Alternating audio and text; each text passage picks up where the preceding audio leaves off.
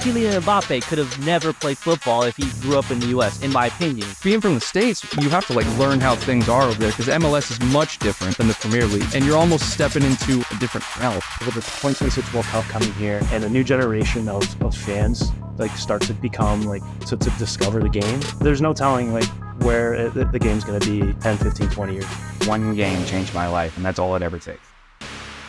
Box to box, it has been quite some time since we've done one of these episodes here on the GOLZtv channel. And so if you're brand new to this channel, first and foremost, do me a quick favor, like the video down below, subscribe to GOLZtv. Well on our way to that 1K subscriber mark. Really cool giveaway coming for that as well. So again, do me a favor, do yourselves a favor, and subscribe down below. Now, beyond that, I'm so excited to bring, I feel like bringing this show back. It's been a couple months since we've had an episode. We've had some very prominent guests on this show in this series, telling stories that many have never heard, that many out there don't even understand the depths of the fandom from some of these creators and these personalities who come onto GOLZtv and Box to Box and told their story. Today is no different. I'm very, very excited to have two guys that first and foremost, I have a lot of respect for. I've been on their show before, not a Galaxy fan. That's 100% okay. But I've had the pleasure of speaking with these gentlemen on more than a few occasions, and I'm excited that they're here. We got Rob and Ananda from Cuna Galaxiana on the show today. Gentlemen, I've said I'm excited enough times. I really can't iterate it enough. You guys are here to tell stories that I'm willing to bet you guys haven't told on your own channel just yet. So let's jump into it, man. First and foremost, how we doing tonight? Good.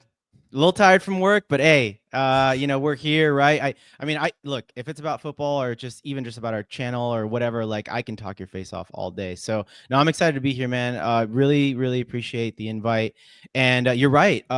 There's even on our pod, there's probably some things that we'll uncover today that we have not even shared with our own audience, Jose. So let alone, your audience. So we're excited to share that sort of with the world and just give our origin story, I guess, right? Yeah, bro. I'm excited. Rob, how we doing? I'm doing lovely, man. Thank you for the invitation. It's great seeing you again after you were on Cuna a couple of weeks ago. It's Thanksgiving week, getting ready to eat a lot of good food. The Galaxy have progressed into the playoffs, so getting ready to cover another match on Saturday, and really it's all good vibes right now in Los Angeles. So yeah. I'm doing great. Thanks. Yeah, absolutely, man. Absolutely. And look, right. It's a holiday week. The vibes usually are at an all-time high for the most part at this time. And look, for you guys specifically, man, as we sit here, Galaxy are in a very, very promising position into this Final Four. You guys have to be giddy with excitement. We'll talk about it. We'll talk about that, the stories, how this pod even came about. But before we get to any of that, we'll start with Ananda first. Anybody who's tuned into Box to Box before knows the question that's coming. It's open-ended. I want to give these guys a chance to describe themselves in the best way possible. We'll start with Ananda. My man, who are you today? Oh, man, that's such a good question. And it's funny because I actually I'm trying to look actually at my, literally, as we're speaking, my Twitter bio that I wrote 2 years ago when I created this account, right? And I'm like, does that still apply to me today? And what I wrote is, I'm just going to paraphrase, but I'm a co-host of the Cuna Galaxiana podcast, but honestly, I'm just a normal guy who loves talking football. And that's still how I think about myself, man. I'm just a normal guy. Whether you see me on a screen in YouTube, on the internet, or you see me at a bar, or you see me at a game outside in the tailgates, I'm still that same guy. I'm just a normal person that just loves this damn game. It really is. I love talking about the sport. It's on my mind 24/7. It's probably one of the reasons where I'm you know what? I need to put that energy somewhere. And this was sort of the creative release for me. So yeah, I'm just a normal guy that loves to talk about this game. I love it. Rob? Journalist, storyteller. I take great pride in the fact that I went to school to learn this noble profession that right now is kind of in the dumps. Pretty much worldwide. Journalists now don't get a lot of respect, but when I was growing up, I read the paper every day, and it was looked on as a noble profession, something that was looked on in the community as necessary. And so yeah, that's who I am today, as a journalist and storyteller, hoping to bring folks, whether it's here in Los Angeles community or in a broader sense, news and stories that they find interesting, and then B, that are true, and tell about the human experience. So yeah, that's who I am today, and slash, just like Ananda said, football mad. I mean, honestly, like I'm glad that I found a significant other that likes soccer as much as I do, because if not, it wouldn't have worked, So that's who I am today. Bro, I'm not even gonna lie, that last little part spoke to me, man. My wife wasn't like extremely into the sport when we met, but through osmosis, right? I mean, sees the passion, is now fully on board. Our little one's kind of, hopefully gonna get there, being almost 2 years old now. So it's a big part of it. But look, guys, I first off, thank you again for those intros. And we're all pretty much the same guy to some extent, at the very core of who we are, right? We love talking about this game. But I still have no idea how it is that you guys came together and decided like Cuna Galaxiana is what we want to be doing. We want to be driving people to this space that's welcoming, that is, somewhat specific to that LA Galaxy fan, but maybe even more specific than that, right? I think it really kind of depends. And I want you guys to kind of tell us first how that channel, how that community is really starting to kind of take shape. But before we get to any of that, man, like, how did you guys meet? When did it come together? The light bulb moment to start this pod? What were the origins of La Cuna Galaxiana? Yeah, well, it looks like Rob's still a little too camera shy to talk about the story, so I will take the lead on it as he's sort of fixing his camera there. But no, Rob and I, we actually know each other through a mutual friend of ours. It's a family member of Rob's, one of his cousins, and I've been friends with him for a very long time. And I started going to, so long story short, I started going into Galaxy games again, sort of in the beginning or towards the middle of 2022. By the way, that's right around the time that Icky Pooch came to the club. Oh, wow. And so, and another funny story, which is my wife is from Barcelona, so there's that connection as well. So it got me a little interested, right, into the team. Yeah, exactly. So I see your Messi jersey back there. But so I started going to Galaxy games, and Rob at the time was covering the team. And so, he'd always offer like, hey, if you want to go, I might have an extra ticket. Why don't you just come by and we'll hang out, and with my cousin, blah blah blah. And so that's kind of how it started. And then I started watching the games again at the stadium. And by the way, just watching Ricky Puig is just a joy, right? I think we all know this as MLS fans, as LA Galaxy fans. Of course, Chicharito was on the team at the time, and some other folks as well. And I think around that time, kind of going back a second, I think COVID was really rough on all of us, but especially for me, like I don't think this gets talked a lot about it enough, which is, a lot of people got lonely, just, being stuck at home. And for me personally, a way to connect was to go online and watch YouTube, and especially watch YouTube about soccer, right? Specifically. Yep. I know you had Jessica Black on your show on Box to Box, a few months ago. She was one of the people that I watched. I watched some other Arsenal content as well, because I'm a huge Arsenal fan. So just football in general, and that sense of community, whether it was physical or in this case digital, right? That meant a lot to me. And so I thought about that, and that I've always wanted to start something really actually around that time, but just never got around to it. Life got too crazy. But when I kind of like connected the two together, and I thought, Rob's covering the team, like I'm starting to like get that fever again, going back to the stadiums, watching those games. And I'm like, well, I wonder if he's down to like start a podcast. And so the other great thing is our wives get along really, really well. So we just became really close friends, like, and they get along. So, all the four of us would like hang out, have dinner, make food, blah, blah, blah. They're both Spanish speaking as well, which is perfect. And on I don't even know, Wednesday night. Oh, it was a Wednesday night because of Wednesday night wings, Robert, 50-cent wings in Glendale. We decided, I was like, hey, do you want to start a podcast about the Galaxy, man? Like, you're covering the team already, and I could talk your face off with tactics and all that stuff. And honestly, it was just born there. Like, it literally was a conversation over beer and wings. Maybe a long time coming for me personally, because I had that itch that I wanted to scratch. I don't know if I don't know if I could say the same for you, Rob, but for me it was a long time coming, and I'm glad that it happened. No, like I'm assuming you're talking about the origins of the pod. He's right. It did start over beer and wings. I don't know, like and sorry for dropping off, guys. My computer just all of a sudden shut down. I have no idea what happened, but I'm gonna see if our stories sync up here now, Jose, because I didn't catch any of his stories. So I have a cousin that introduced us through just random outings like that. And then when I moved back to Los Angeles a couple years ago, well, now not a couple years ago, now about 5 years ago, I was looking for a pickup game. My cousin was like, "Hey, come to the pickup game." I saw Ananda there. We had already met previously once or twice, so we started hanging out. Like he said, our wives get along really well, so we started hanging out that way. And eventually, he's like, "Hey, man, we should do a podcast." And he mentioned it a couple times, and then I was at the time, I'm still with the publication I was with at the time, but their sister publication, Extra Time Talk.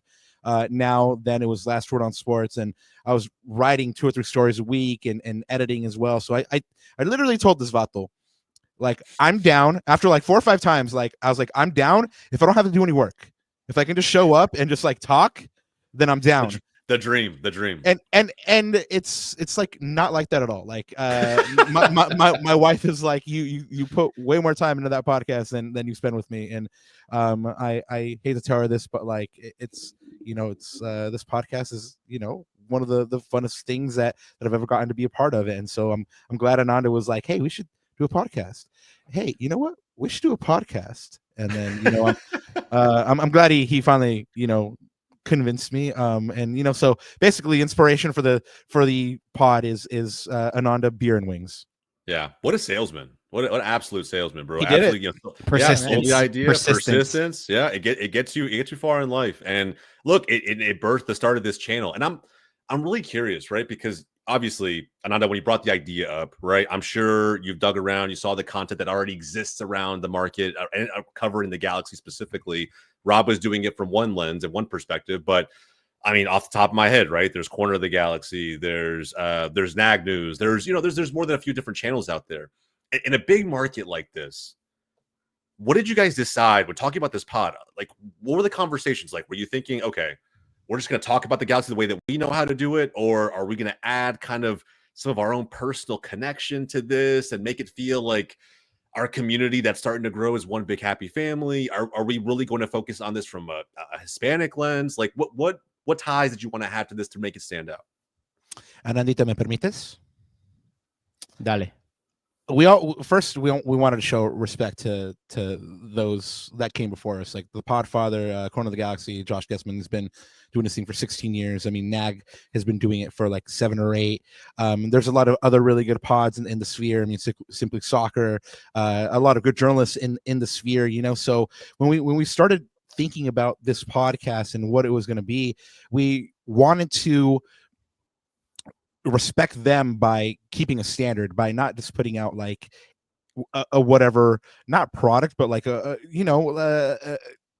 lack of a better term, just like a product, right? But it was one of those things that we wanted to say, like, hey, we want to do it as well as them, to not waste anybody's time, not waste our time, but also we want to do something unique to us. And I feel like that because I'm sitting from the press box and Ananda's in the stands, we kind of have like that fine balance of what the Galaxy community is feeling, both from the press box and behind the scenes in the locker room, and then in the stands, because Ananda's literally right there in the stands feeling the angst or the elation, and I'm in the press box getting the latest news or the latest facts and stuff like that. So I feel like between the both of us, we've been able to blend that.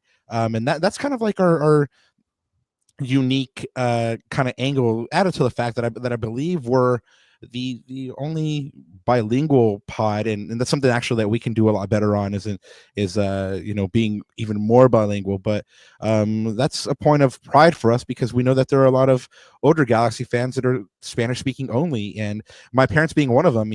And they're always like, "Mijo, ¿qué pasó con el Galaxy?" And there's really nothing for them, so we hope to be that kind of bridge for people. Yeah, Do you guys? and Oh, I go was ahead. gonna No, I was gonna say real quick. Just the only thing I want to add to that is I a lot of those things that you were points that you brought up, Jose. I had those like internal conversations with myself. I'm a marketing person by trade. I'm a marketer by trade. That's my previous job in the corporate world, and that's what I went to school for, etc. So I'm just always a thinker. I think we said backstage. I told you backstage, like I'm an analytical person by nature, and so I would have those internal struggles. And the center point that Rob and I always come back to when we have these internal struggles and discussions with ourselves is just be us, be authentic. Like you can't fake the funk, right? And so whatever feels right to us, by the way, might not feel right to others, but whatever feels right to us is probably the right way to go, whatever that may be. So for us, the bilingual thing, it's funny because I'm actually like an adopted Hispanic. I'm actually not Hispanic, right? But my wife speaks Spanish because she's from Spain, and I've grew up. A lot of my friends are Latinos, right? So and I can speak the language as well, but I feel adopted. And I mean, Rob can tell you, his cousin, I feel like I'm like one of the adopted primos, right? I'm like one of the primos basically. And so that resonates. This cat wanted a name of this podcast, Los Primos podcast. hey, listen, I'm not mad at that. I'm not mad at that. That was one he pitched for like weeks, and I was like, nah. Hey, what were some of the other ones though? What were some of the other names? Just throw them out there. We battled between La Cuna Galaxiana and La Cuna Galactica for a while. But even like Los Primos, right? That was like one of the early ones. We had some English ones in there too. And that's the thing, right? It's like what felt right, what felt authentic to us.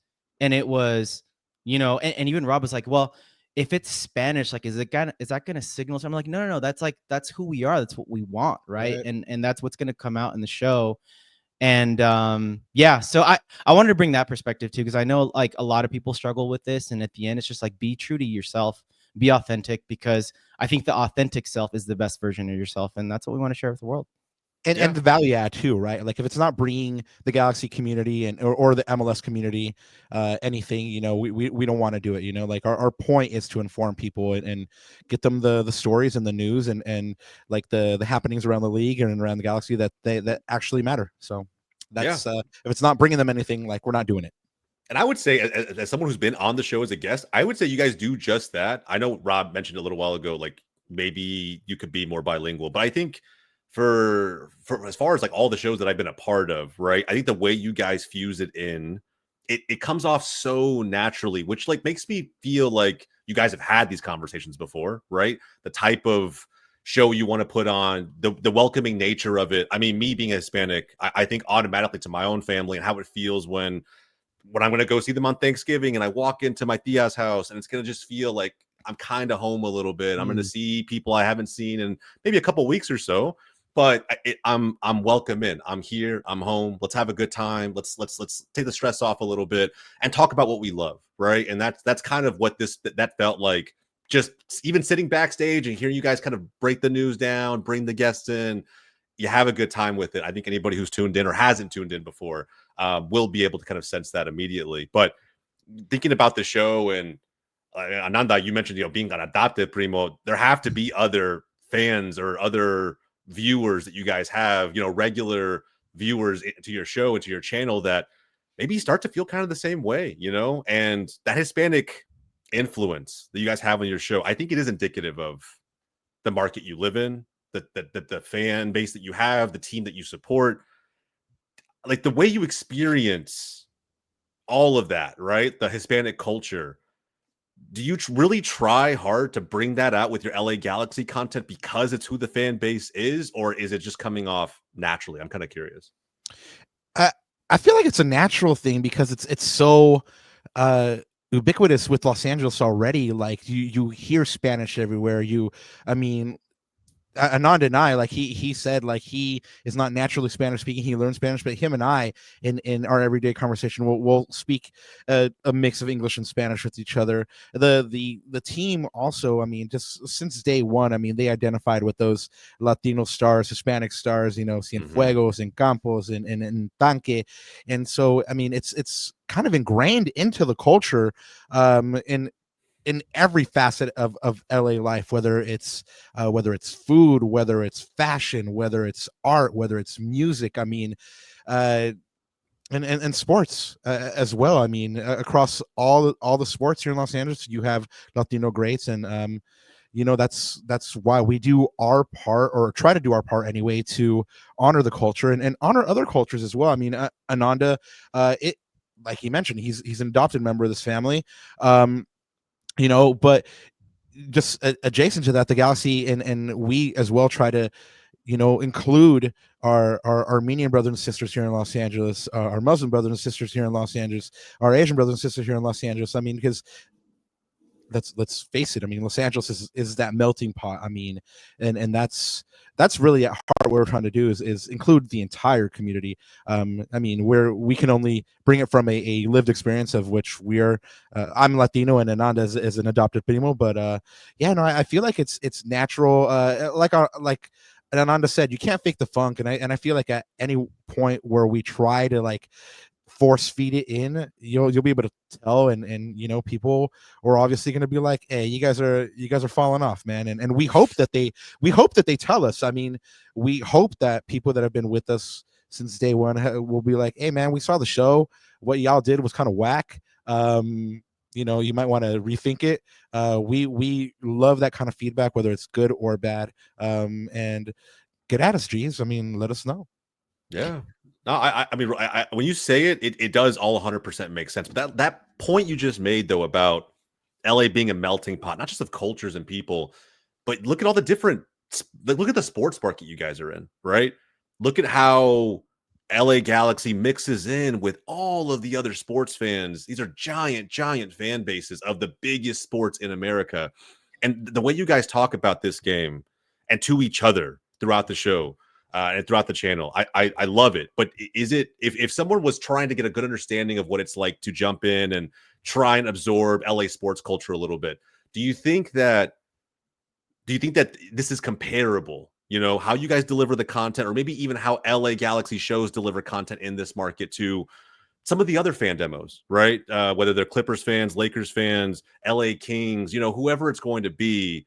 Do you feel like this is pretty representative of the entire city of LA, or is this just unique to the beautiful game? I was just gonna say, Rob, the reality is like we're just a drop in the bucket, Jose, and maybe you feel that way too as a creator. We're just a drop in the bucket, man. We're just a layer of the fabric, of the huge fabric. I mean, if you look at LA alone, I think it would be unrealistic for us to say like we represent, the Filipinos, the Armenians. Like there's so many the Japanese. Like remember, we've got 2 Japanese players on our team, and even that sector gets underrepresented at times. So I think we're just trying to do our part with what we know and what we're comfortable with.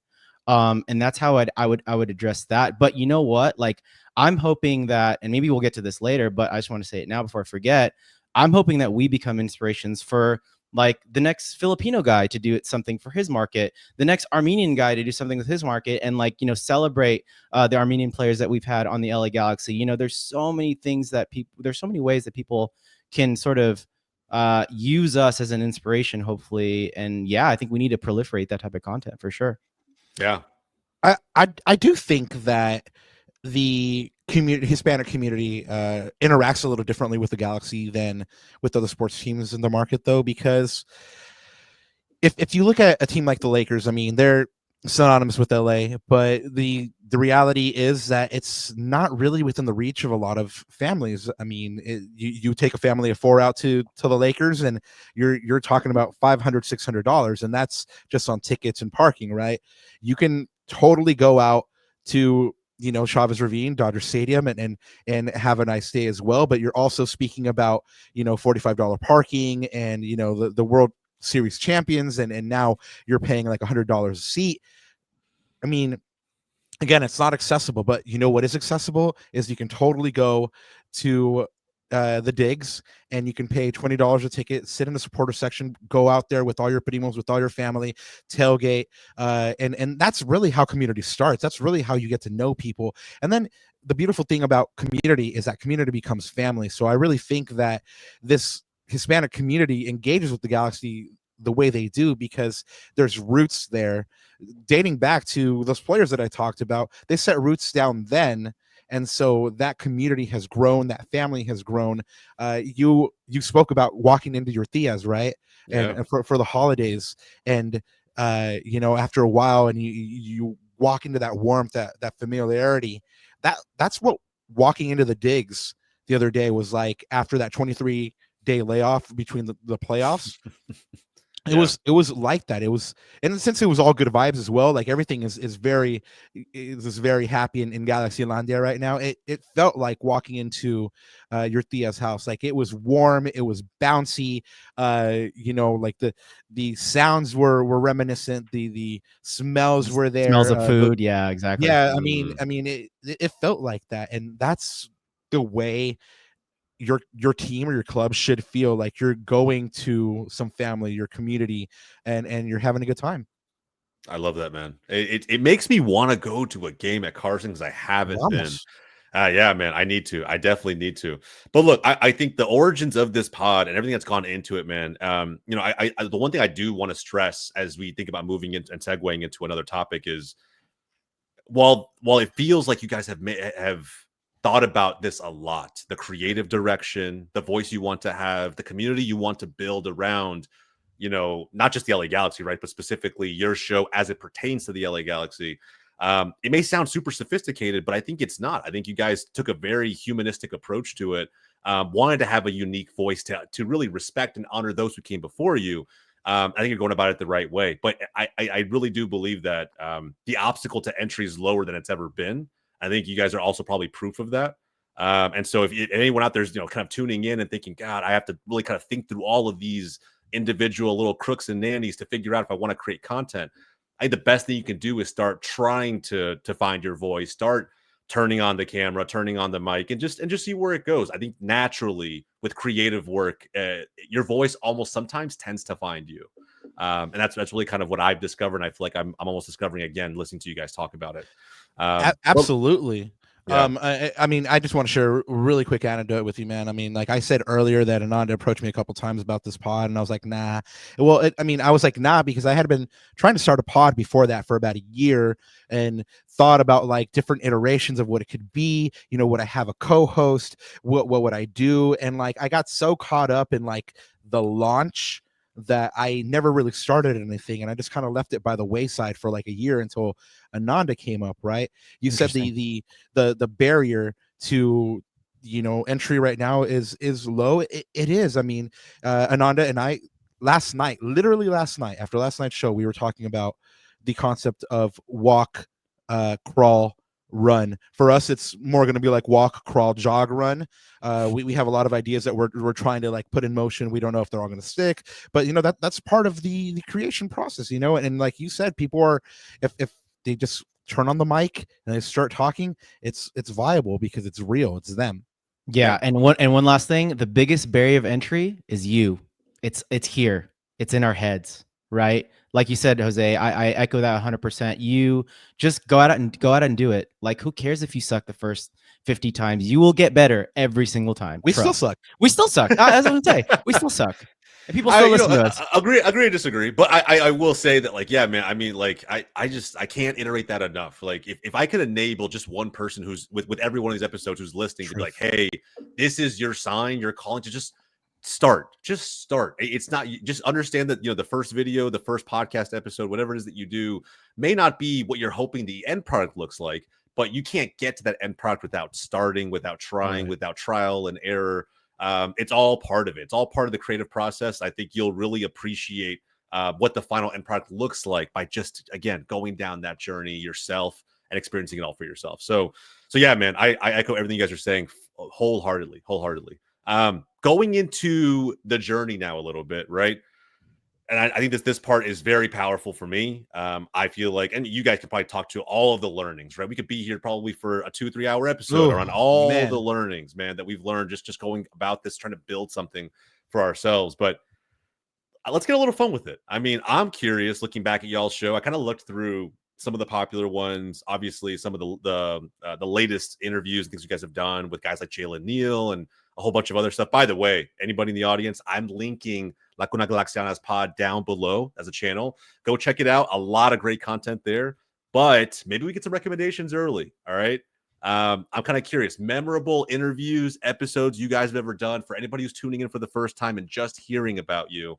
Maybe we get one really memorable one on each side here. We'll start with Ananda this time. Ananda, like, I don't know, man. Is there one that sticks out, whether it's a good memory, bad memory, funny, something crazy that happened? I mean, any of that in between. Yeah, I have a good one, Rob. I'm gonna. You may be surprised on this one because I'm gonna go way back into the catalog here. I'm actually gonna go last year. So Jose, I think I talked to you about her with you backstage, but we've had a guest on. Her name's Sophie Nicolau, a brilliant broadcaster and reporter, huge Gooner, huge Arsenal fan. When I finally got to meet her, that was like a dream come true for me because I'd been, again, I told you during COVID, she was one of the podcasts, her and Kevin Campbell, rest in peace. They were the Hybrid Squad were one of the podcasts that I connected with on a really nice level, and Sophie's just brilliant. And one of the first shows that we had with her last year, I don't remember the episode number, but I do remember the title. It was Greg Vanny versus the Players, right? Something like that. And this was around the time where this was we set this episode up as Judge Sophie in our virtual courtroom, and I was arguing at the time for Greg Vanny. I was defending Greg Vanny, and Rob was prosecuting Greg Vanny essentially. And that was before Chris Klein got fired. I think that literally dropped right before he got fired. Wow. Or he was dismissed by the team. And that was so fun, man. Like Rob, you could attest to, like, we had so much fun in that episode because I think there was just good dialogue both ways. There was good arguments presented. Sophie was such a great mediator, and she bought in too. Like, she was like the perfect judge. Yeah, like, and she was like and everything. I'm not gonna ruin the verdict, but I think we presented good cases in both ways, and I think I again, I can't speak for the audience or the listening audience, but I think that just like, because at that time the fan base was so, oh man, there was just a lot going on in the fan base at that time, and I feel it was a like crazy time for the Galaxy, actually. Yeah, exactly, and I feel like just hearing both perspectives, whatever camp you sided on, I think it provided that perspective of, okay, there are both sides to the story. Maybe there's three, which is the truth, right? There's always three sides to a story. But just, I think that was a very powerful episode. And I think for me personally, just thinking about myself for a second, I think that signaled to me that, like, we can have really, really good, powerful conversations, not just about football, but just in general, right? And I think that sort of like gave me a little tick of like, hey, maybe I am qualified to do this kind of thing. Yeah, that honestly, don't ruin the verdict. Don't ruin for anybody who's going to go check that out. But I want to, without going into too much detail, do you stand by the argument you made that day? 100% to this day. Oh yeah, 100%. I still defend Greg to this day. In fact, I don't stand by it because I was kind of like forced into that role prosecuting Greg. I've been a Greg defender, since last year. But for the case, I had to do my job, and I'm not going to spoil it for you guys. I won, but not a big wrong. It is what it is. No apology video afterward. No apology video. I mean, the receipt's enough. The receipt's enough. That's fair. It's there. You guys can catch it. Yeah, I love that. I love that. Rob, do you have the same? Is it the same for you, by the way? Like the same interview or episode? Nah, man, because like you said one, and so I've been sitting here like thinking about like what is my absolute favorite one. Like because there's been episodes where I've had like a lot of fun, and I've walked away feeling like, wow, like this is why we do what we do. And then there's been episodes where I've been like, man, I've always wanted to speak to that person, like they are one of my heroes, So I mean, if you'll allow me, I'll give you like one or two, just a really quick one. The number one is Eduardo del Tanque Hurtado. He's the reason I am a Galaxy fan, and then I cover this team. Of course, he's Ecuadorian. We had him on the show. And he was just brilliant. I mean, people say don't meet your heroes. That's poppycock. I mean, every single person that we've met that we consider, like a mentor, something that we look up to, like they've been brilliant. I mean, I cried during that pod. Estabas llorando, papá. Estabas llorando. I mean, well, it was like I said, he's one of my heroes. He spoke about dedicating his goal against Argentina when Ecuador beat Argentina to his father. Me and my dad watched that game together way back when, and him and I got to share that. And then of course, everybody that shared a soccer moment with their dad, would probably get a little emotional when they hear about Eduardo talking about dedicating this goal to his dad. Another one is Joe Tutino. He's over my shoulder right now. He's one of the reasons I'm a journalist today. And I loved our 100th episode. We had a panel on. We had some of the friends of the show. I mean, Eli Lester TV was on. But off Alex Reeves was on. Nag was there. I mean, and it was just a fun episode. We got to celebrate the fact that we didn't get canceled and we made it to 100 shows. And then we got to hang out with some of our best friends in the Galaxy sphere. Not getting canceled is a huge W always. Oh, I will yeah. confidently say that, bro. Confidently say that. I definitely thought it happened. It's man, just going through these memories, right? And the reason I bring the question up, on this show time and time again is I think it's super important to be able to point back at the work that you've done creatively as a creator and just say, you know what, these were just moments for whatever reason, good, bad, they stick out. They stick out as a fun memory to have, but maybe they also stick out because it was a growth moment, or it was the moment that our show took an interesting turn creatively, and we have an audience now that we didn't have before. Like whatever the case may be, there are these moments that keep you going. I firmly believe that. Like every creator, I think, has those moments that just keep you going, even through the days where you feel like your efforts are going nowhere.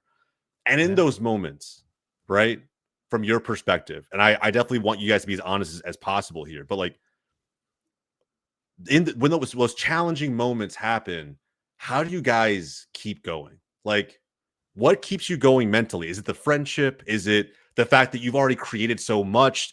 There's no turning back now. You're kind of just full steam ahead. I mean, bro, like I've heard every reason in the book as to like what keeps creators motivated. For me personally, it was always just like, I think more like long-term vision. I feel like I'm still just scratching the surface into what I can become as a creator, but that's me personally. I think in years, not months. So when you think about this, right, and how you've developed your own talents on air, what keeps you going in those moments when it's not as quite as easy to create content? I'm gonna get sappy here for you guys really quick. It's each other. There's some days when I sit down in the chair and I feel like death, or like I'm just not into it, and Ananda lifts me. There's some days where he's not feeling well or not into it, and I lift him. There's some days where we're both not feeling it, and the guests that we have comes on and they're enlightening and amazing. And then again, we walk away from that episode being like, yeah, this is why we do what we do. There's a tweet that I saw. Do we still call them tweets or posts? What do we call them? There was a X tweet. post. I mean, I don't know. An X post by this photographer in the South named Morgan Sensa. She covers a lot of like the teams in MLS, like you're in Nashville, Inter Miami, and she drives all over the South, right? And she put up a tweet today about how, like, I drive all over the place. I go to all these games, I put out all this work, but it doesn't really feel like I'm getting anywhere. And she even said in the tweet, like, I'm not going to quit. I'm just kind of sharing, and I think that's kind of like an important thing to remember is like you can vent. It doesn't make you weaker. I mean, fortunately, I have someone like Ananda that like I can vent to, and that's what I mean. Like we have each other, right? Somebody like Morgan has, who's an independent photographer, doesn't, but this is why it's amazing that something like GOLZtv happens and it exists, because we can reach out to fellow content creators across the channel, like, hey guys, we're in a rut, like, what is it that brought you guys out of it? Like, we've met a lot of cool people that are working with GOLZtv, Mo Football. I mean, like, we've had the pleasure of having him on a couple of times. He's really illuminating, and he really lifts the room as well. So I mean, just finding those other content creators and then sticking with each other. Really, there's going to be moments where you absolutely don't want to do this because you're like, man, I'm not seeing like the end result that I want to be seeing. The goal is going to be different for everybody, but I mean, as long as you keep on going and don't give up, and you're, like we said, true to yourself at the very beginning, like, you're going to get something that you're going to be pleased with. I mean, and with that, thank you, Ananda, for keeping me in the game. Well, I was gonna say, especially when you're down in the dumps when your team is in 14th the whole year. I mean, Oof. that was last year was rough. Calmate, covering calmate. games. They're 13th. That's true. Yeah. Yeah, it was 13th. It was Uh, 13th. Yeah, man, come on. Oh man, I mean, I even heard Josh. I heard him say on the podcast yesterday on Corner the Galaxy that I mean he was on the brink of like not wanting to do it anymore, just with everything that was going the boycott things that he was accused with, blah blah blah, like pretty crazy. But I think I'm gonna echo what Rob says and turn it into a broader perspective, which is connections, right? So for me, it's just connecting with Rob, it's connecting with other guests, but it's also connecting with our chat, man. Like I don't know how many times, I don't know if you feel this way, Robert, but like every time we get in the Absolutely. chat, whether it's good or it's bad, it's either group therapy session or it's a fiesta, right? And like chat is just like all already going off, and I feed off that energy because we're all humans and we Absolutely. look for that connection, right? So I think just like the connections and the things that sort of open up and from a connection perspective, from a human connection perspective, I think that's what keeps me going for sure. And I always try to keep things like pretty like even keel as well. Like I was just telling you backstage even before, we were kind of like, I was trying to look at something analytical. I'm like, oh, why is this not working? Blah blah blah. But I'm always like that because I'm analytical. But at the end of the day, I just go back to like, let's just keep doing our thing, man. We have a good thing going.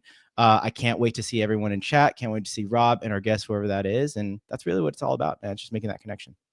Yeah, bro. We're tribal by nature. We're tribal by nature as humans. Like, and I think that like Right. yeah, it may sound like Rob said a little bit sappy to kind of just point to the connection that we all have, but I think connecting with the fans is one thing. I think connecting with like-minded creators, it almost is like a weight off the shoulders when you kind of hear someone who has gone through some of the struggles that you've gone through or thought about some of the same things, been vulnerable with themselves in some of the same way that you've been vulnerable with yourself about just what you're trying to create. And it's insane, man. Even with our own channel, like when we started Wake Up MLS, we work with what is it, 4 or 5, sometimes 6 different creators in a week, just kind of bringing them to a round table and having MLS based discussions. And we got, as a group, we got kind of close, but it got to a point even where I think we were like texting each other, having real conversations about things that are going on in our daily lives and how it's kind of bleeding into the content we're creating. And then when we met up at MLS All-Star in Columbus, this past summer, it like kind of cemented the relationships, right? It's like, dude, it's like we've been friends for I don't even know how long, and this is the first time we're meeting in person. In the age of the internet, all this becomes possible. And again, without getting too sappy, right? It does. It keeps me going in a massive way, and I'm willing to bet a lot of creators out there, probably even a lot of fans out there, feel the same way. It's the same reason why, even as a Dallas fan, when We Are Austin TV turns on their spaces after a game, I'll jump in and join. I just want to hear what they have to say. I want to hear them talk about the game. I want to hear how the fans are reacting. Like, and don't get me wrong, sometimes it's a little bit of a dopamine hit, when they lose and Dallas wins, like I'm there. But hate watching. yeah. I'm down. I'm down for all of it. But all of it, man, just some of the reactions afterward, it makes everything that we're all going through online in the digital age that much more real. And I can't stress that enough. So, when we think about that, right, and the impact you're trying to make as a show, as a newer show in a very competitive market, it's inspiring, man. It really is. And so, kind of taking a broader look now, because, we've been talking now for 43 minutes. We haven't talked enough about the Galaxy. We mentioned 13th, and I said 14th place, a little bit more down bad last season. Much different vibe on the show these days, huh? I imagine with this season, the vibes are probably at an all-time high. The growth of the channel is probably unmatched in comparison to last year. Like, I have to believe that's the case, right? I mean, what's the outlook on the LA Galaxy from your perspective this season versus last? How's that impacted the show? Go for it, Baba. Man, last year, every week I would write the headline, defense lets the Galaxy down, Galaxy loses another. Right? It got to the point where I would tell Nana, I just want to write another damn headline. Like it's like constant, like every week, and we say it all the time on the pod, what a difference a year makes and what a difference a change in culture makes. From 13th to sitting 180 minutes away from lifting MLS Cup. is massive. Sidebar: not being named executive of the year is criminal. Criminal. I will die on that hill. But Fair enough. it is a we started this pod in the dark days of the galaxy, right? Like the last vestiges of the decade of doom under the Chris Klein administration. And I talk about all the time how I had covered the team for a couple years already, and I had never seen that man. And the very first day that Will Kuntz was announced, I mean, he came to everybody in the press box and shook his hand. Hi, I'm Will. Like, if you need anything, like, here's my information. Like, here's how to get in touch with me. Blah blah blah. The transparency now is absolutely night and day. And because of that, you see the culture is being night and day, and because of that, you see the product on the field as night and day. And look where they are. It's crazy, bro. I mean, I don't know. Just to follow up to what Rob said, I mean, this was what makes the Galaxy unique, though, right? Like, I'm trying to think in my mind of any of the 29 franchises in this league. Could anybody do this? Could anybody else have a U-turn in the span of one season like this? It's pretty unique to the Galaxy, I feel like. Maybe I'm wrong. No, you're right, because we actually have an ownership group that doesn't mind spending, right? And we have those coffers. I mean, 20 million on 2 DPs is not cheap. I mean, it's definitely not cheap. But the thing is, now 20 million looks like a complete bargain, and that's pretty crazy to say. I don't know if I would have said that, because again, I didn't know anything about these guys, Joseph Paintsill and Gabriel Peck. But boy, have we got a good scouting department. That's all I'm going to say, man. And a guy that is sort of manning that ship, and clearly Will Kuntz's track record for talent ID is like top notch, right? It's top draw stuff. So yeah, but you're right. I don't, again, with the spending power, and now with sort of the HR, like the people that are sort of making decisions from the top, you're right. I don't know a lot of teams that could do this turnaround, and I'm just glad I'm on the right side of it at this point. Bro, trust me, as a team who is basically finished in the position that you guys finished in last season with FC Dallas, God, what I would give to have a U-turn like this for next season, for 2025, man. I'm thinking of like literally like body parts that I'd literally be willing to give up and sacrifice just to be able to experience that one time in my life. I think it'd be crazy.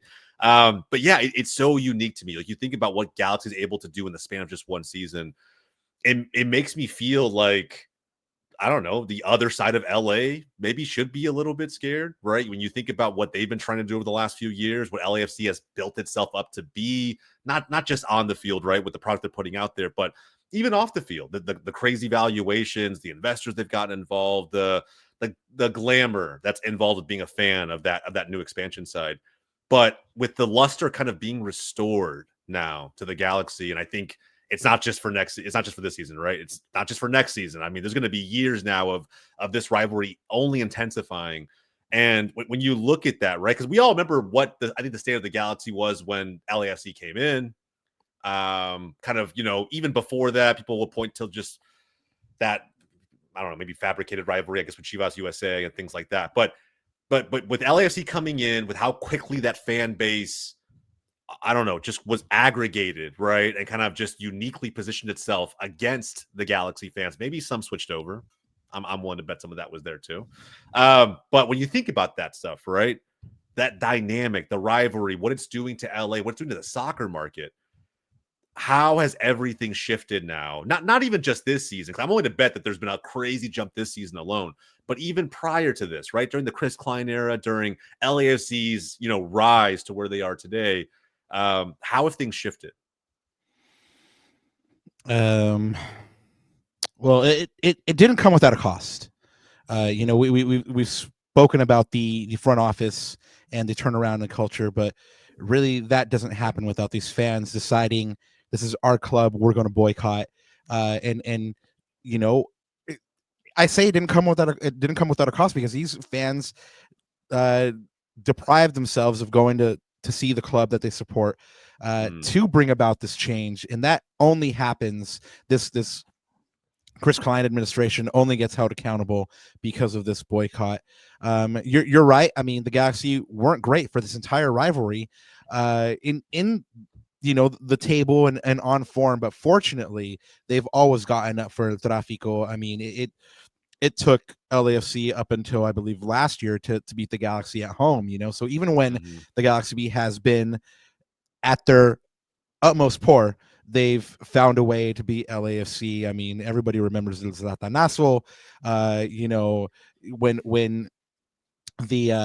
When the pandemic was happening, they had that tournament, and LAFC ends up beating the Galaxy something like 5-2 or something like that. And the next game around, Galaxy comes back and Sebastian Leggett hits a crazy scissor kick. So they've never not been competitive with LAFC, which is a point of pride. They've always gotten up for El Tráfico. They've just been pretty horrible everywhere else. To answer your question on this one, though, like from a journalistic perspective, it's great when both these teams are good. It elevates soccer in the city, elevates soccer culture in MLS. From the little boy who grew up loving the Galaxy, it's great to see them kind of suffering the first vestiges of growing pains, while the Galaxy have gone through dark periods before. Like you look at them, and to borrow some Game of Thrones terminology, I mean, these children were born during the bright days of summer. They've never experienced winter, and it looks like they might be experiencing winter here a little bit. Yeah, it's kind of crazy, right? I mean, look, as many neutrals were, I was praying for El Tráfico in the conference final. I think that would have been an absolute showstopper. Yeah, fair. The Eastern Conference final doesn't compare to an El Tráfico final, regardless of who's in it, in my opinion. I think that the dynamic has shifted dramatically this season. Because like you said, always competitive in the rivalry, right? You want that derby day to mean something for the fans.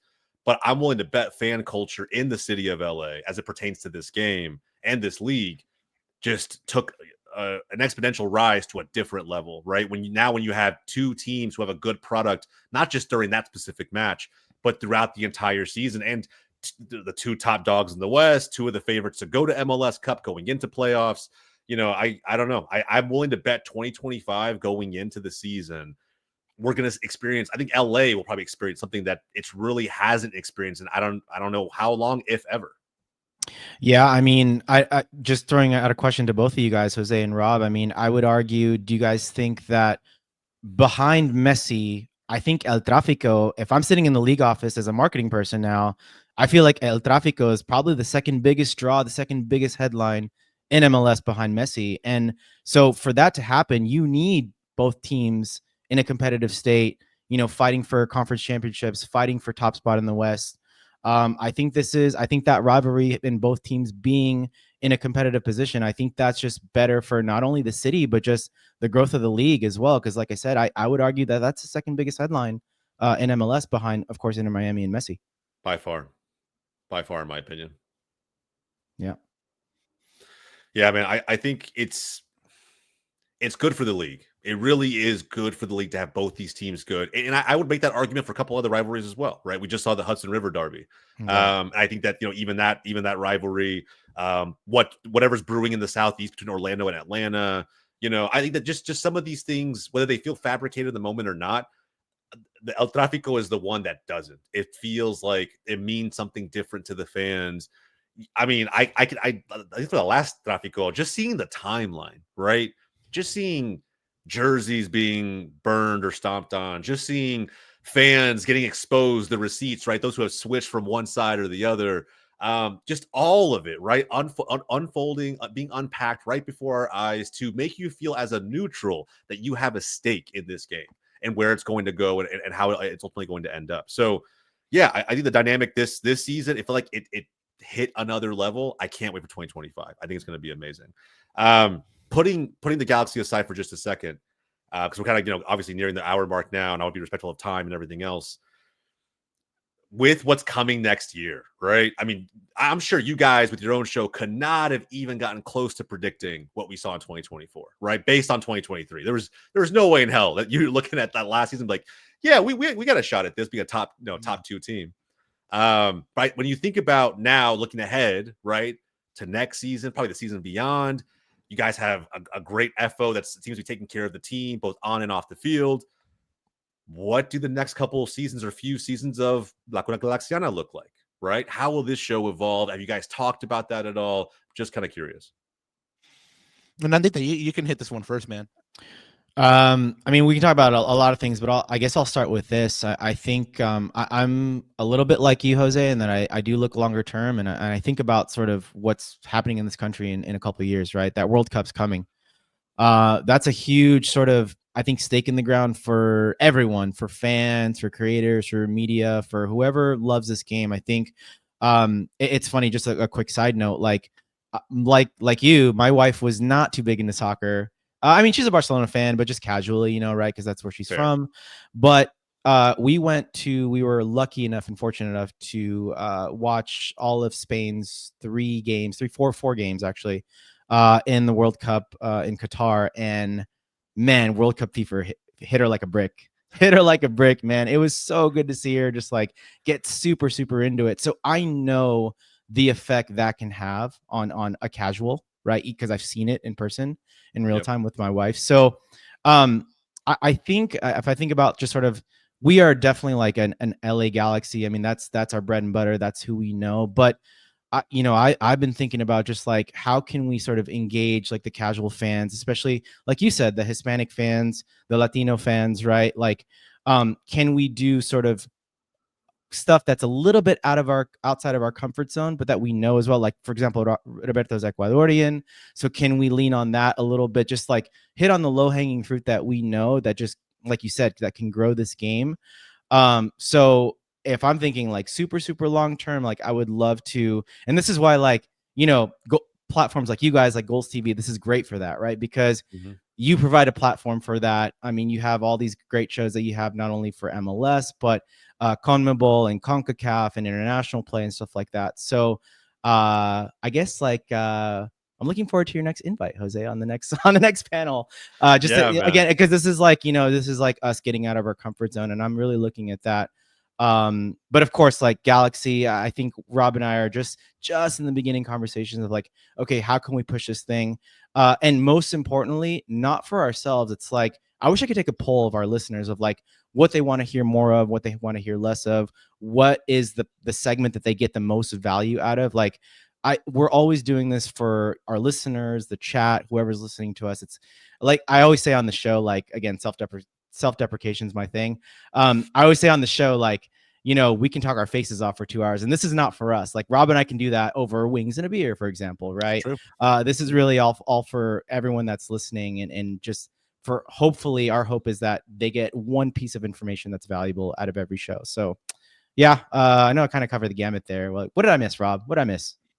I mean, I don't feel like you really answered the question, though. I mean, where do you see Kuna heading in the next few years? I mean, I said getting out of our comfort zone and covering more content, like, not just the Galaxy and stuff. But anyway, fair. No, and I'm just right. I mean, like, we recently had MLS Moves on, and like that was kind of like our first foray into covering not just like Galaxy news, but like MLS at large. We're MLS sickos. We watch a bunch of different games, not just Galaxy games. I guess when I think about like where I want the pod to head in the next few years, is I just want it to stay real and authentic.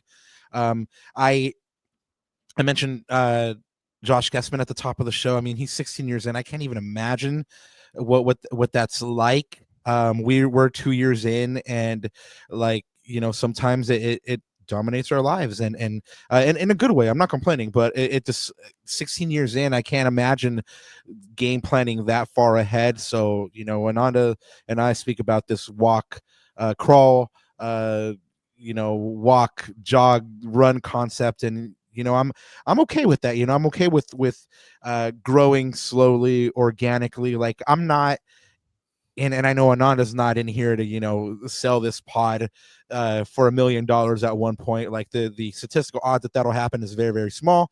So we're not in it for this. I mean, we're in it to tell stories, to give people like a value add on their favorite teams, on what's happening in this community, what's happening in MLS, and so where we're heading in the next couple years. I mean, I just want to go ahead and keep giving people what they want. And if that means, we're doing like, some content where we're doing like some pre-recorded videos, or we're doing like shorter videos. Anand and I have already speaking about that, a couple of different ideas for season 3.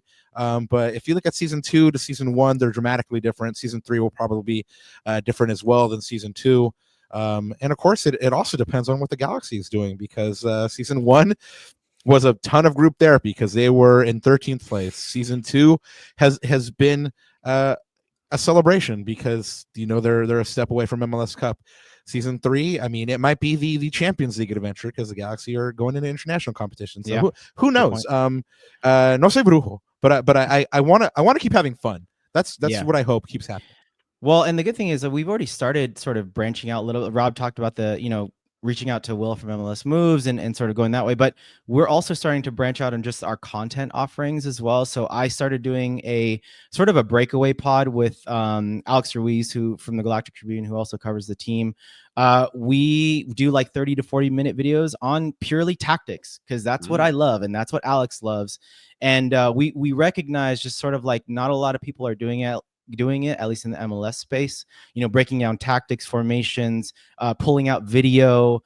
I'm a nerd at stuff. I love stuff, which is why Rob can't be in that podcast. So, but I love that stuff. Anandita, you might have to repeat that because you sounded like Optimus Prime for a second. Oh, sorry. Maybe it's my internet. Yeah, it's all good.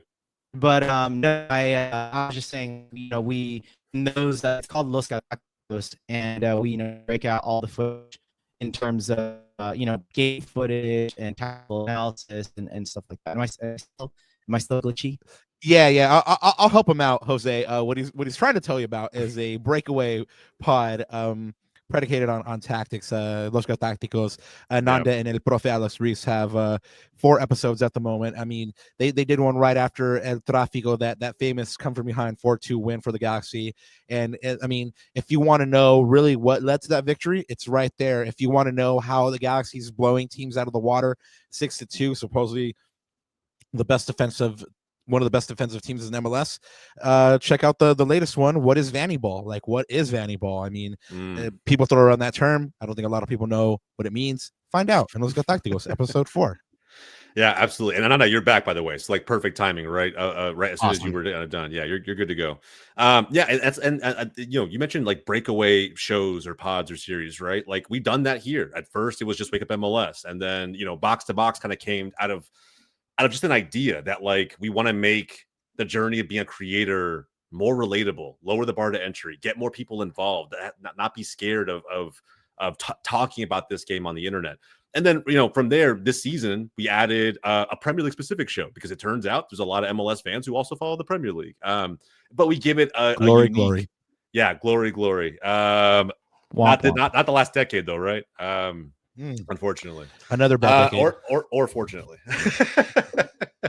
But yeah, I mean, like, again, I feel like as the seasons roll on, we kind of listen to our communities. We figure out kind of maybe what's something new they're looking for, and can we fill that need, and can we have fun filling that need? That's right. And I think if we can, I think as creators, we're all about it. I think we're now almost shameless in that way to an extent, right? Like I'll go toe to toe with anybody now talking Premier League, MLS, whatever it may be, creator or not. And I love having those in-depth conversations, sometimes in a very debate heavy format, but that's okay. And that's, again, I resonate strongly with what you both said there. Before we get to rapid fire, because that is the kind of the fun ending to our episode today. I wanted to ask you a question I always tend to bring up, but I wanted to save it for the very end. I always kind of find an interesting way of inserting it. And it is kind of a serious question, or maybe a deeper question based on how often you think about this. I think Ananda has already kind of alluded to it before, but the growth of this game, we talk about it a lot. Our mission here at GOLZtv is to make soccer cool in America. If you're a diehard in this country, you will argue with me tooth and nail that soccer's already cool. But when I think about cool in America, I think about that journey that Ananda's wife went through as a casual, right? I think about mainstream sports fans, right? The biggest Lakers fan, Chargers fan, Rams fan, whoever there in LA, just deciding that soccer is cool enough to start attending Galaxy matches, to start listening to creators talk about the game so they can learn, absorb, be entertained. I think that is the process of making something cool, not mainstream, but just allowing it to break certain barriers that right now do exist. What's it going to take? Is there one thing that you think is missing right now from America, from North America, maybe in general, as we proceed towards this very exciting 2025, 2026 period that is going to take this sport over the top and allow it to reach its potential? That's a great question. Yeah. My mind raced a bunch of different places. I mean, it's really multifaceted. I mean, you could look at things like infrastructure, things like how in this country there are no true footballing academies. Like you go to Argentina, Boca Juniors, they'll find players, bring them in to their academy, clothe them, feed them, educate them, and they're there from like 11 to when they make the first team. There's a team in Ecuador called Independiente del Valle. They not only take the player in, clothe them, feed them, educate them, but they'll take their entire family.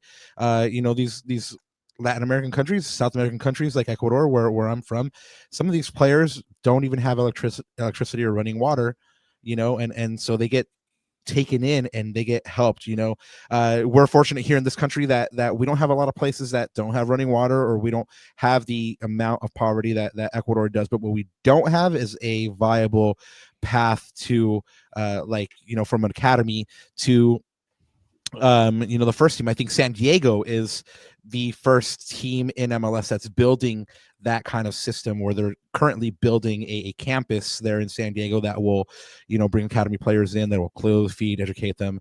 And so, that's really what I think this country needs is to capture the imagination of children early on, and it's ASO is not enough. It's finding those promising players that are passionate about the game and then giving them the opportunity to succeed. We're letting too many great players fall by the wayside because usually the players that are made up of the national team pool are brought in through club teams or traveling Olympic teams or stuff like that, things that cost real money to be a part of. And so you're not getting these kids from maybe East Los Angeles that are playing like on concrete, or in New York that are playing in their neighborhood. And so I think until the United States develops a real way to identify talent that isn't just predicated on the club system or the pay to play system, I think that we're going to be behind other countries that have already won a couple of World Cups or already instituted this model, like in Germany or the Netherlands. Yep. Accessibility. I like that. I like that. Yeah. Just to build off of that a little bit, but kind of turn it into a different direction, which is, and it's you said the one thing, and it's hard to find that silver bullet, Jose. I think it's multifaceted, like Robert was saying. So many things. My mind also raced to different things, but the question that keeps repeating in my head again, I'm coming at this from a pure marketing perspective, right? As a trained marketer, I guess, which is like, how do you create that next generation of fan? And that's what I would challenge, like, the powers that be in this country to sort of like, how do we get to that? Which is maybe not like my parents or Rob's parents or like, the older folks, but like that next generation. I see it in England and like overseas a lot, which is kids are wearing Holland jerseys now, right? Mhm. Kids are wearing like all these young stars that are coming up through their league. So how do we create that in this country? The answer is I'm not smart enough to know that. I have no idea. But the one thing that maybe this is a minute or sort of a less sort of fancy or thing that I thought about, which is, and I've been a little more sensitive to this because the Galaxy have been doing amazing in this year, which is the blend of sort of fashion and soccer is kind of interesting. I've seen that a lot this year. The Galaxy and their merch team has absolutely killed it, but they've killed it because they've actually brought on a couple local creators, Jose, that have been really hitting it with, especially that Hispanic market that you're talking about, that young demographic, like millennial or even Gen Z. And they've hit it out of the park with their designs, with sort of, that sort of like champion, sort of old school type of retro tee design. and all these other things like scarves as well. But I think that's an interesting place because now you're getting into a little bit more like fashion hits at the mainstream a little bit, and you have things like bloat core and things like that where people like even like me are looking for retro vintage jerseys to kind of wear day in and day out, right? So is that maybe an approach to part of this larger silver bullet that we can sort of influence the mainstream again, more so amongst the younger crowd, I feel like, that can get into this game, and maybe that could be a gateway drug for some people, especially casuals, right? That maybe won't watch every game, or maybe will watch a Messi game here and there, or maybe they love Ricky Puig's hair and they'll watch Ricky play. I mean, stuff like that. Those are little gateway drugs, that sort of little entryways, little entry points into this game. And maybe we could find a couple of those that could work, like I said, for the younger generation. I think that's probably where we need to go. But that's where my head went for some reason.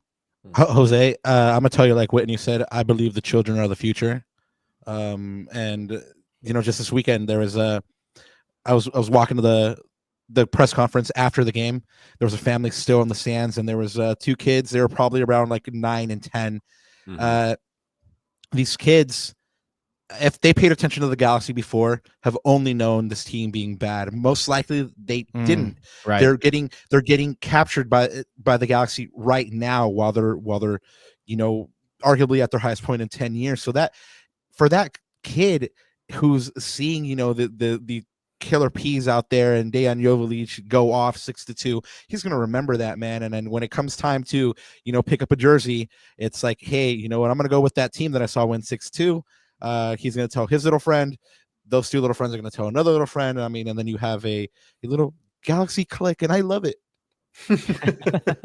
I love it too, man. And like I said, what we're sitting here talking about is like just different. It is multifaceted, 100%. I almost like intentionally, try to see if there is a way to sift out that silver bullet, right? Like from your perspective, is there a one thing that you think is absolutely missing? Accessibility, relevancy to the next generation of fans, whatever it may be. But they're all different ways of just making this cool. Like cool means something different to everybody, right? Like it doesn't matter who you are. Cool in the age of the internet, it may be something hipster, not even mainstream, right? It just kind of depends on who you are, who you're talking to. But there are a million different ways to do it. I think that every club, every league domestically here is just scratching the surface, right? Whether it's through fashion, whether it's through simply just on the field results and translating that into new fandom. There's a number of different ways and approaches they could take. I'm just hoping that we continue to see more of this, more teams embrace this, more fans embrace this between now and obviously that massive World Cup coming in 2026. We will find out. But guys, man, I'm super appreciative of the time today. I really can't thank you enough. Thank you, I do want to have a little bit of fun before we go. Some rapid I've fire. had fun the entire time, Papa. We did get a little deep. We got a little deep. I actually like it though. Like I said, for me, dude, these conversations, bro, they're everything. I feel like we don't have them enough. So thank you guys again, man, for at least being open and vulnerable today. It always goes a long way. Thank you. But look, man, a few one-off questions, and then we'll get out of here. And look, I don't know if you guys, how should we do this, man? What, like maybe one starts before the other? You guys want to reel off at the same time? Totally up to you. But I'm willing to bet you have different responses for each of these questions. And let's give the example, right? Let's give the first one. Let's see who's got one off the top of their head ready to go. Favorite all-time LA Galaxy player. Can we do it this way? Can we guess what the other one is going to say? Ooh, I'm down. I'm totally down for that. Let's see how well the two gents know each other. I'm game, bro. Primo versus Primo here. I'm calling Ananda favorite all-time LA Galaxy player Bex. Bex or Landon? It's Bex. Oh, really? Yeah, he's right there. Wow. Yep. Bex was my my gateway into the LA Galaxy. I mean, I'm so glad they did the documentary. Speaking of fashion, by the way, I remember around that time, I wanted to be like Bex. I wanted to dress like Bex. I wanted to be as guapo as Bex. Like, he was a cultural icon. Like, a lot of people around that time, if you didn't grow up around that time, you didn't realize how big of an icon he was. And man, social media. Yeah, pre-social media, especially. Imagine if he was coming up now in social media. No, it rivaled Messi. I mean, he really would. And what's crazy is that he wouldn't even need the stats or like the on-field fame or the success that Messi's had to match the level of fandom that Messi has. Like, he was that big of an icon. Yeah, for sure. Roberto, El El tanque. Yeah, fácil. Facilito. Easy. Fácilmente, bro. Nothing else needed to be said. Most underrated LA Galaxy moment. I'm gonna call the 4-2 against LAFC the comeback. That's what I'm Oh, gonna go. this year or all time? Just in general, all time. Oh, okay. Oh, all time. Most underrated LA Galaxy moment. The boycott. Let's go with the boycott. Ooh, okay. Oh, that's yours, or you're guessing for me? I'm guessing for you. It was close, but you want to hear my underrated one because he said underrated, right? So, Tim Lywicki leaving the Galaxy, Rob. Yeah. It Yeah, sent that- off the Ooh, decade of good doom, one. bro. Oh, Sent off that's the a decade good of one. doom, man. Wow. Ah, Yeah. perro, míralo. I think that's so underrated, right? Like I think we could do a whole podcast on that. I think we should, by the way. But dude, it said. I mean, wait, did Chris Klein get hired right after that or before? I can't remember. Like as president of the. Anyways, like it. We'll it have to just- do that it was- fact check. Yeah, it was just a downward spiral from there. For that, that's mine for sure. I was gonna say boycott for you then. It's true. Yeah. I'm all about power to the people, man. You know what? And That is- honestly, it was like one of my proudest moments for the fan base is like Yeah. them coming together and being like, no, enough is enough. That Yeah.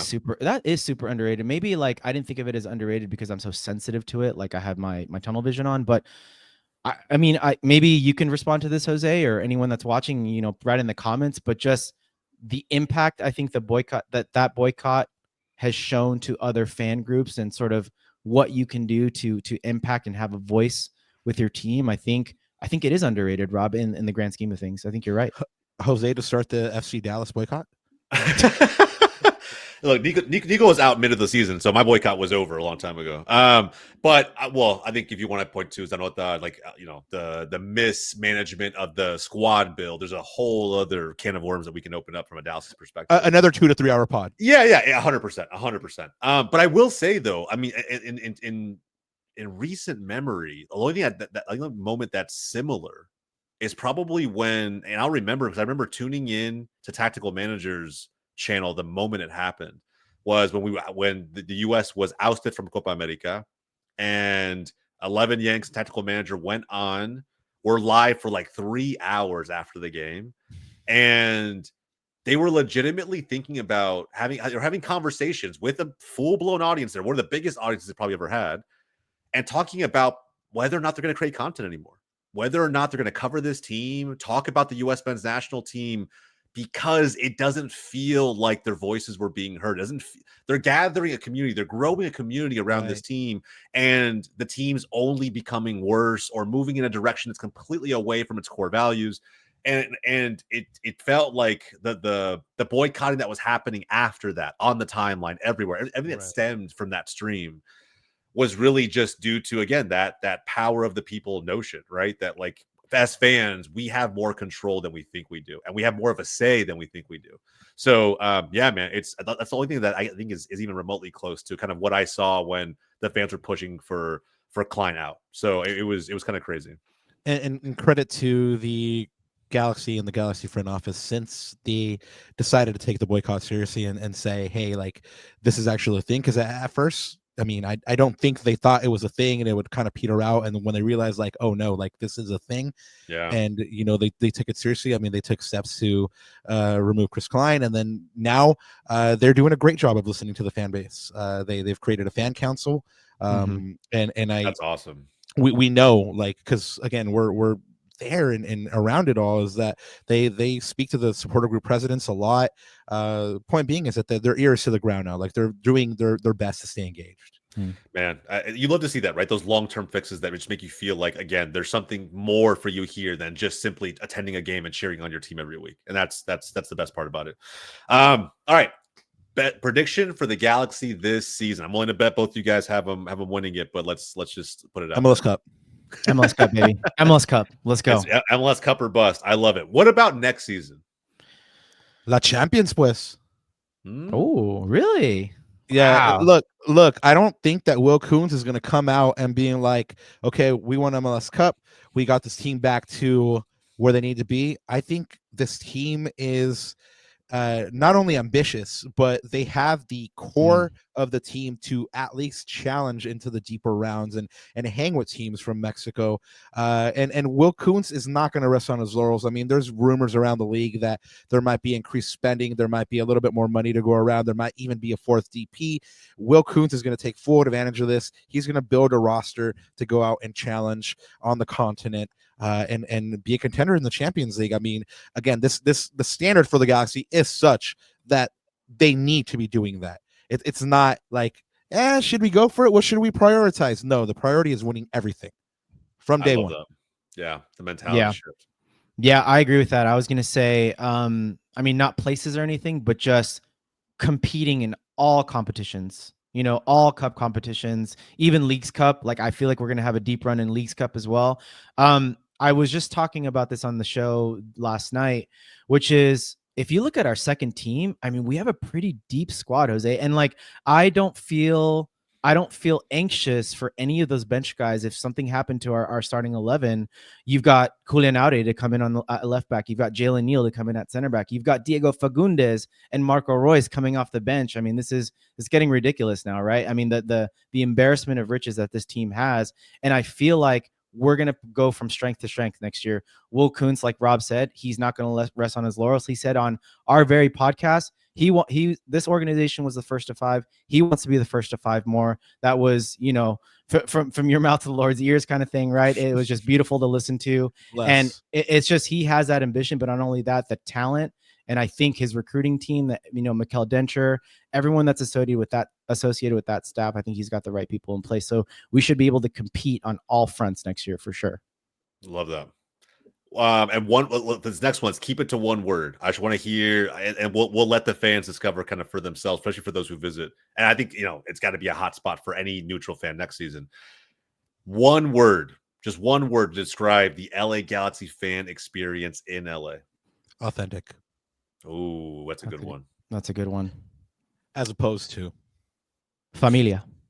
Oh, that's also a good one. I like that, bro. Yeah. Specifically familia. Yes, Rob. Yes, show it, bro.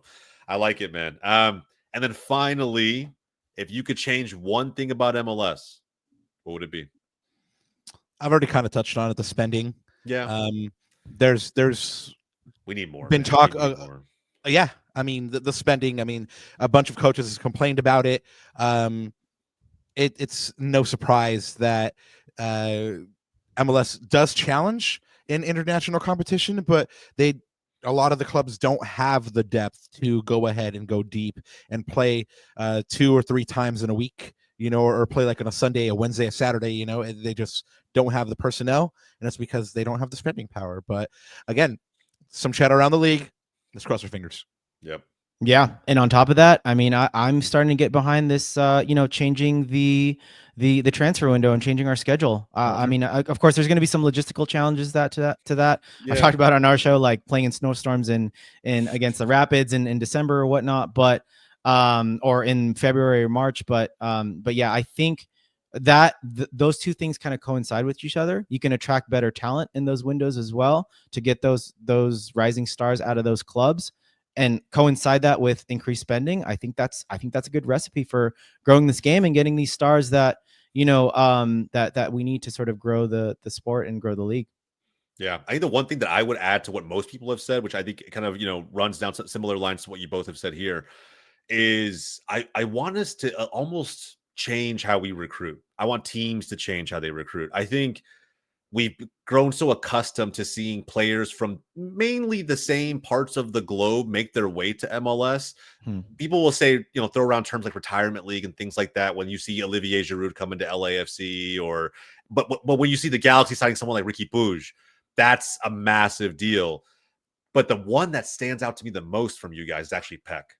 I think being able to go after young, hungry South American stars that will put, you know, this league on the map, and frankly, put their own region respectively in a different light, in a more positive light, in a very unique way. I think it's a rising tide that just raises all ships. And I would really love to see, I feel like we haven't had, like just for Peck's example, a young Brazilian superstar that you feel like No. could now almost supersede MLS. And who knows, maybe at some point down the road, not saying it's Peck, maybe it is, maybe it's somebody else, but getting calls up to La Seleção, right? To the Right. national team and having, you know, that MLS representation. Like this is where he kind of made his name, whether it's with the Galaxy or anybody else. I feel like that's almost from a recruiting standpoint still kind of missing. Yeah, that's a good point. And I'm glad, like, Rob, sorry to cut you off, but all and good. I'm glad Will Kuntz, I mean, he is looking at all corners of the earth, Jose. Right. I mean, he signed Mickey Yamane from the J League, for example. Mm. You know, I think you're right. I think there's so much untapped talent in there. You look at like players like Arda Güler, who's a Turkish player and that's playing in Real Madrid. You look like players like Martin Odegaard when he was coming through Norway, right? Like there's so many gems out there, whether it's from the Belgian league, the J League. I mean, so many leagues out there. I think you're right. I think that's a really interesting point. And the good thing is we have the right man at the helm to uncover those gems. So the thing with me that sits well with me for the next 5 years, however long Will Kuntz is with us, I think we have the right man. I'm never going to question a signing because basically all of his signings have been hits, and it's kind of ridiculous to have that success rate, especially in a salary cap league like MLS. I will say it's not kind of ridiculous. It is absolutely ridiculous. definitely. As a team who spent on players, and not all of them have panned out. It's and that's it's always a roll of the dice. It always kind of is. It just always feels that way. You don't know what you're going to get, especially when they come from other leagues with different formats, different scheduling, different types of players into this one. It doesn't always work out the way you think it will. And the fact that you had such high success so far with the new signings, I'm jealous, of course, but I think it's also just, again, somewhat of a blueprint, right? And I want to see more of it. I want to see more stars that I haven't heard of. I want to dive into their stories, and then I want to see the success translate on the pitch. So, yeah, man. Look, guys, we've been here for almost an hour and a half now. I can't thank you both enough. It's been a hell of an episode. Like, again, I feel like if we really had the time, we could be here for hours on end just shooting. Definitely. Yeah, and we would probably now, for that reason, need to get you guys back on soon and talk more ball, man. For sure, we'd love it, man. Yeah, man, absolutely. Before I let you guys go, though, let's get kind of some of the housekeeping done. Drop the plugs, drop anything that you guys are working on right now. Fernandito, dale. All right. Well, so our next pod is going to be tomorrow night. That's because we usually do Mondays and Thursdays are our live streams. That's at 9 p.m. Pacific time. So for all you folks on different time zones, that will be a match preview of the Western Conference Final, of course, at the Digs against Seattle. Huge match. I think that will be interesting. It's going to be sort of the battle of two very different playing styles, sort of like the best offense versus the best defense in the league. So we'll see how that will play out. Alex and I are kind of looking to see whether we're going to drop the next Los Galácticos. So just for anything news-wise for us, go ahead and plug all or go to all of our socials at Cuna Galaxiana is the handle. Pretty simple there. That's going to be the best way. Of course, if you do subscribe to our channel, just hit the notification bell and you're going to get all the notifications of when we go live or when we have streams upcoming. Usually I sort of post it the night before, so you'll know when the stream is coming the next day.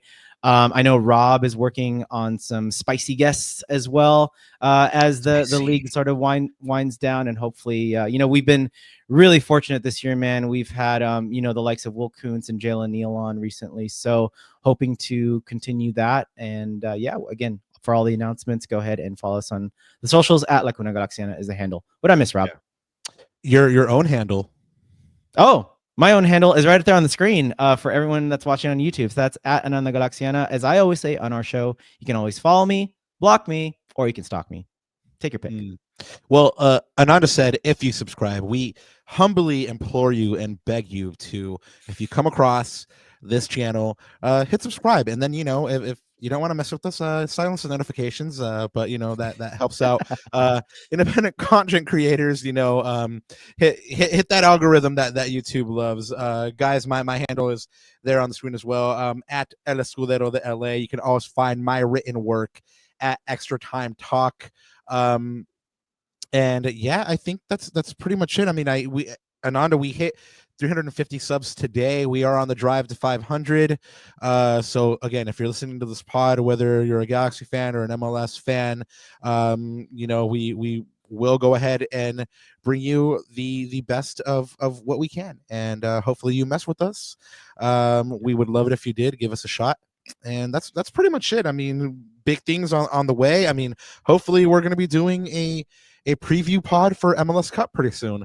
That would be amazing, and Yeah. hopefully we'll be celebrating that MLS Cup. I mean, I'm hoping, Jose, that I get champagne thrown in my face on the 7th when I'm in the locker room and celebrating with those players. I hope I go blind through champagne.